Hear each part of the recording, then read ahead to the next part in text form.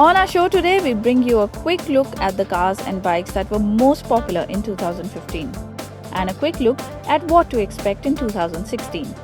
Wrapping up the year and giving you a glimpse of the future are our car experts.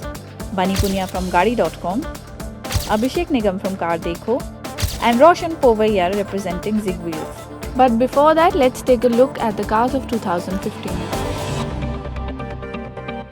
Some of the most popular cars in 2015 included the Renault Kwid, a car that looks like a mini SUV and yet priced aggressively against the Maruti Alto. The Hyundai Creta attracted a lot of buyers, being a feature-rich vehicle with all the attributes of an SUV, but drives like a sedan. Mahindra showed that compact SUVs don't really have to compromise on butch appeal, with its rugged TUV300 taking on the Ford EcoSport. The Honda Jazz redefined the amount of space one can pick into a hatchback. Maruti's Ciaz took the green route with the launch of the Ciaz SHVS diesel hybrid vehicle. And Ford captured the attention of buyers with the Figo Aspire, flaunting good looks, features and a delicious price tag. So, last year has to be the year of launches. We saw everything from all new cars, new segments being created, and of course versions of the same model lineup. But in this whole crowd of new cars, I think, Abhishek, one car that stood out has to be the Kwid. Now, Renault is the first non-Indian manufacturer to lock horns properly with Maruti. Alto has been the largest selling car in the segment, but the Kwid has really done well. I think consumers have accepted the product. It's a nice looking car, lot of features, and that very important SUV look. Yes, I agree with you. But what I also feel is that Bunny, segments have evolved on the whole. You see, you have cars in the C segment that are creeping into the D segment. And more importantly, you have hatchbacks that have metamorphosized into crossovers like the Fiat Aventura, the Kwid as you mentioned, and the Hyundai i20 Active. Yeah, but speaking of crossovers, there are a couple of cars that really didn't do too well. For instance, the S-Cross. That was a car we all expected would fare very well because it's got features, got the space, everything. But I think Maruti priced it wrong, and also the looks of the car were a little, last year. Another car, speaking of Maruti, another car was the Celerio Diesel. Diesel was trending, people were buying diesel cars, but then the Celerio Diesel, again being a two-cylinder diesel, didn't quite cut it. And I think in the last year we had a lot of action in motorcycles as well. Have a look.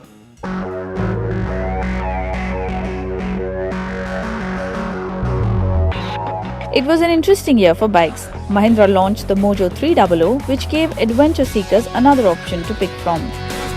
Yamaha upped its sports bike image with the launch of the Yamaha R3. Bajaj went all out with its cruiser range, bringing in 3 new models of the Avenger. Honda could probably tag the new Hornet 160 as one of its hot launches of the year. Newcomer Benelli gave bikers even more reason to cheer with the affordable TNT 25.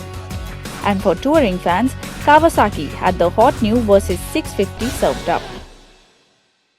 As you saw, the bike segment saw a lot of action in 2015 with premium bikes coming into play. While most of the other manufacturers and motorcycles fell into their segments naturally, you had one bike that stood out, and that was the Mahindra Mojo, which was actually a blend of a street and a cruiser. Yes, Abhishek, I think we do need bikes like the Mojo, the TNT25 and the RS200. These bikes have been giving us affordable performance to the masses. Bikers in India have always been left wanting for more, but these kind of bikes are what we actually need. And my fingers are crossed because I really hope the same trend continues this year as well.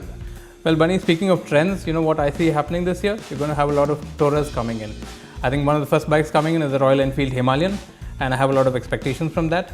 And then in the affordable segment, you have like a sports tourer in the form of the Hero HXR, which is coming in. And on the premium side, you have the BMW GS310R as well. So more on these upcoming bikes and other cars coming to India this year. Have a look. Compact SUVs and crossovers are likely to dominate the car launches. Honda is likely to bring in the BRV, which will compete with the Hyundai Creta. Ford is going to challenge the Toyota Fortuner with their new endeavour.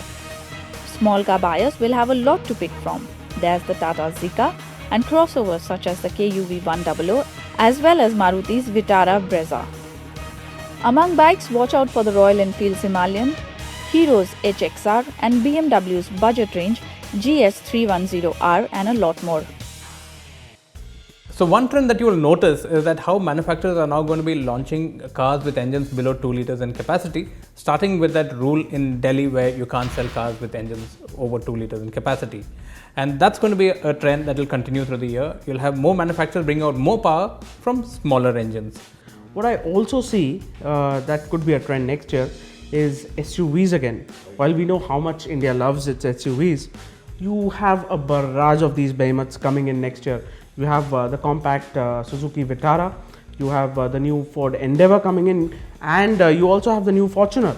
So guys, that sums up what happened in the Indian automotive industry last year and what will happen this year. But the main event is the Delhi Motor Show that will be on in the first week of Feb.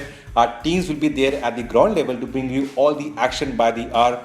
Don't forget to see the whole coverage on our portals CarDekho, Zig Wheels and Gaadi.com.